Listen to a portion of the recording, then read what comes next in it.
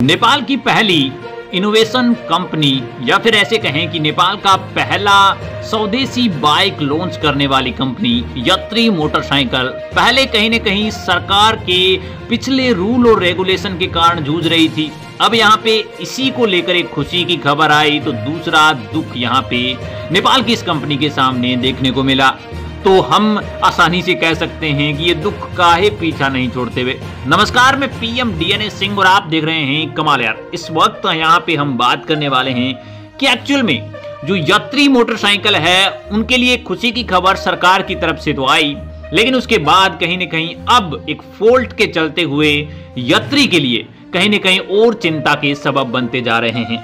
क्या ये सबब और ज्यादा महंगे साबित हो सकते हैं या फिर इस गलती को सुधार कर कहीं न कहीं वो बिलीव, वो फैथ यहाँ पे लोगों के अंदर बनाने में कामयाब हो जाएगी इस कंपनी, यही जानेंगे इस वीडियो में। तो वीडियो तक बने रहिए और अगर आप चैनल पे नए हो चैनल को सब्सक्राइब करके बेल आइकन दबा लीजिए ताकि आपको अपडेट भी सबसे पहले मिले। चलिए वीडियो शुरू करते हैं। दोस्तों 2021 के अंदर यात्री मोटरसाइकिल नाम से एक कंपनी जिसने पहली बार कुछ नया करके दिखाया, जिसने नेपाल के अंदर अपना खुद का स्वदेशी यहाँ पे मोटरसाइकिल लॉन्च करा। ये मोटरसाइकिल था यात्री मोटरसाइकिल ई व्हीकल, यानी कि ये इलेक्ट्रॉनिक यहाँ पे व्हीकल था। इसमें डीजल पेट्रोल की आवश्यकता नहीं थी और कहीं न कहीं ये बहुत ही अच्छा इनोवेशन था। नेपाल के अंदर यहाँ पे बहुत ज्यादा चर्चा थी इसकी। इसके साथ साथ भारत के अंदर भी इस बाइक की काफी ज्यादा तारीफें सुनने को मिली, क्योंकि भारत भी चाहता था कि इस तरह की बाइक्स लिए जाएं।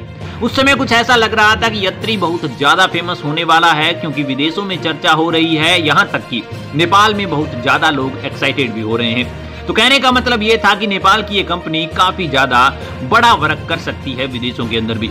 लेकिन दुर्भाग्यवश हुआ ये कि ये कंपनी नेपाल में भी कुछ खास कमाल नहीं कर पाई। उसके पीछे कहीं न कहीं रीजन ये था कि नेपाल के जो पुराने यहाँ पे वो जो ट्रैफिक रूल और रेगुलेशन है वो फॉलो नहीं कर रहे थे ये कंपनी के द्वारा। यानी कि इसके ऊपर नंबर प्लेट का जो सिस्टम था वो कहीं न कहीं सही नहीं बैठ रहा था इन रूल और रेगुलेशन के जरिए। और पहली ही बाइक जब यहाँ पे सड़क पर उतारी गई किसी यात्री के द्वारा पैसा लगा के, तो ये बाइक जब्त कर ली गई, पुलिस के द्वारा पकड़ ली गई, क्योंकि ये रूल फॉलो नहीं कर रही थी। और यही यहाँ पे सबसे बड़ा नेगेटिव पॉइंट रहा इस कंपनी का। उसके बाद यहाँ पे कहीं न कहीं नेपाल की सरकार के लिए आवाज उठाई गई कि आप जल्दी से जल्दी कहीं न कहीं इसका सॉल्यूशन करिए, रूल रेगुलेशन बदलिए और जो स्वदेशी कंपनी है तो उसको प्रमोट करना बनता है। और वो सही भी था, क्योंकि पहली कंपनी है या फिर दूसरी कंपनी है जो भी है, लेकिन हमें अपने देसी या स्वदेशी चीजों को प्रमोट करना बनता है, जिससे हमारा बहुत ज्यादा फायदा हो सकता है।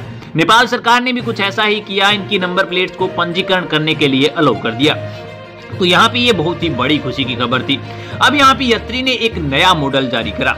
यात्री जो है वो उन्होंने पंजीरो एवं पिवान मॉडल नाम से एक यहाँ पे मोटरसाइकिल बनाई और उसका परीक्षण कर रहे थे। अब ये परीक्षण के दौरान बाइक जब चलाई गई तो कहीं न कहीं ये बाइक क्रैश हो गई, टूट गई ये बाइक।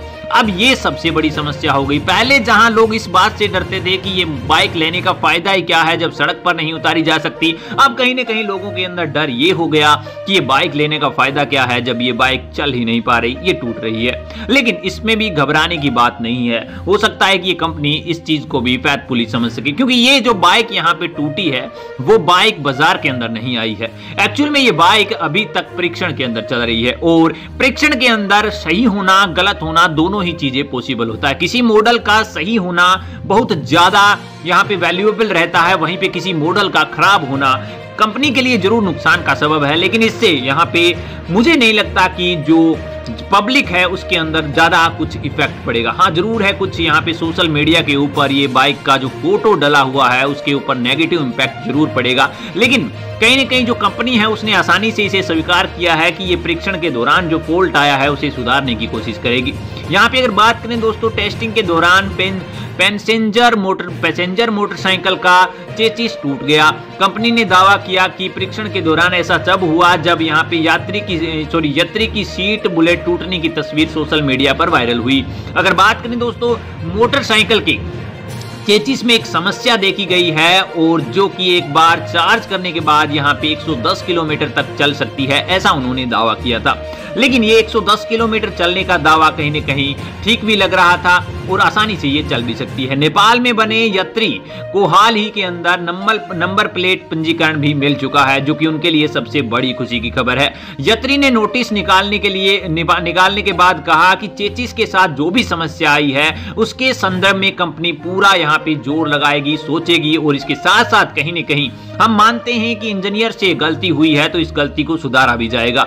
जैसे ही यहाँ पे इसे लॉन्च किया जाएगा उससे पहले इसमें किसी भी प्रकार की कमी महसूस नहीं की जाएगी। यात्री की ये सोच मुझे सबसे ज्यादा बेस्ट लगी। दोस्तों, क्या यात्री यहाँ पे अब पंजीकरण मिलने के बाद छा पाएगी नेपाल के अंदर? मैं कंफर्म कहता हूं कि अगर नेपाल के अंदर छाई ये कंपनी तो जरूर यहाँ पे विदेशों में भी छाएगी। अपने विचार कमेंट सेक्शन में जरूर लिखिए। चलिए आज के लिए इतना रखते हैं, को नया अपडेट मिलता है फिर आपके सामने। तो वीडियो को लाइक कीजिए, शेयर कीजिए और अगर आप चैनल पर नए हो चैनल को सब्सक्राइब करके बेल आइकन दबा लीजिए ताकि आपको फुल अपडेट भी सबसे पहले मिल सके।